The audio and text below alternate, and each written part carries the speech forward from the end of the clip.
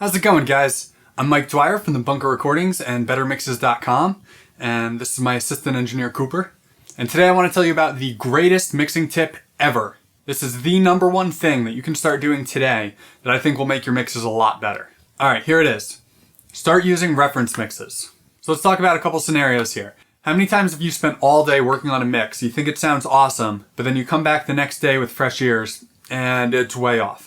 Or maybe you think the mix sounds really good in your studio, but then you go and do the car check, and the low end is way off. Now, these are both great reasons to start using reference mixes. Without a reference or a goal in mind, it's really easy to lose perspective. We'll just keep working and working, thinking we're making it better when maybe we're not. So by checking your mix against another mix every once in a while, it kind of keeps you on track.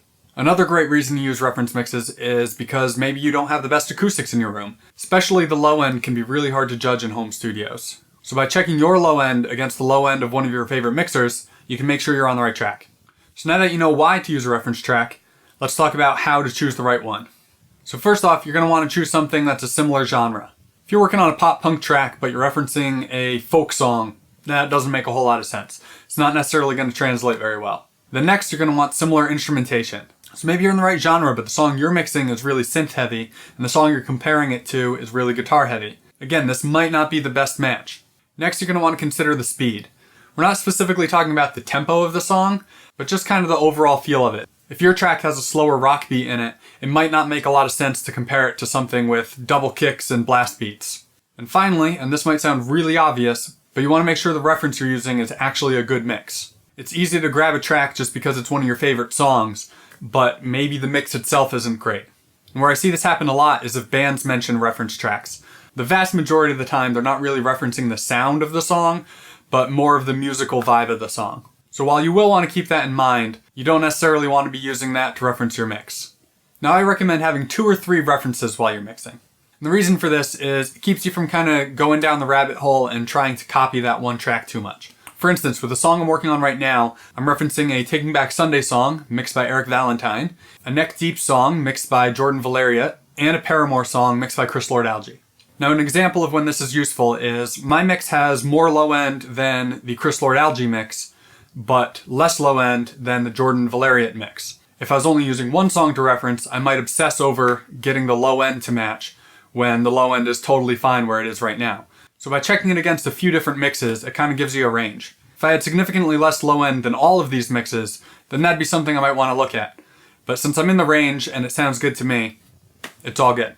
So now that you've got your reference tracks picked out, the most simple way to use them is to just drag them into your session, bring the volume down so it's about the same volume as your mix, and flip back and forth between them.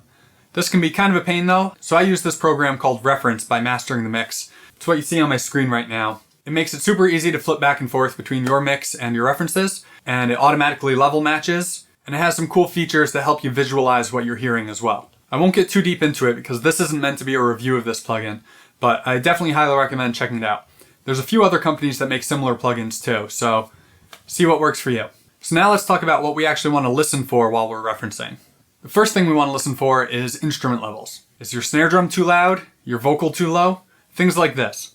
Next, we'll listen for individual instrument tones. Now you have to be a little careful here not to go too crazy. For instance, is our vocal way darker than our reference tracks? Are our guitars lacking low end? Is the bass too boomy? We're not looking to exactly copy the tones in our references, but just kind of overall things that might stand out.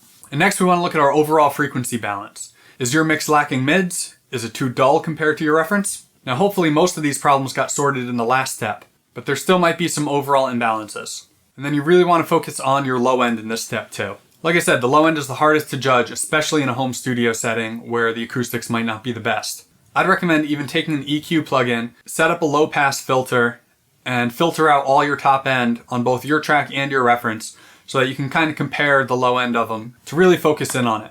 The reference plugin I'm using here has that feature built in, which is really cool. So now let's talk about what not to listen for. So you don't want to get too caught up on individual instrument sounds or characteristics. For instance, while you can reference whether your guitar needs more or less top end or something like that, the tone itself is still going to be pretty different. It's probably recorded by a different guitarist with a different guitar through a different amp, through different mics at a different studio with a different engineer. So you can't expect it to sound identical, and you don't want that anyway. Same thing goes for all your instruments. Snare drum, for instance. You can really obsess over the differences between your snare and theirs, but ultimately it's never going to sound the same because your source material sounded different. I like to think of the individual instruments just in terms of lows, mids, and highs. This keeps you from getting too obsessed about it. So once you try this, let me know if it made an improvement to your mixes. And if you like this video, be sure to leave a thumbs up and subscribe because there's a lot more videos coming.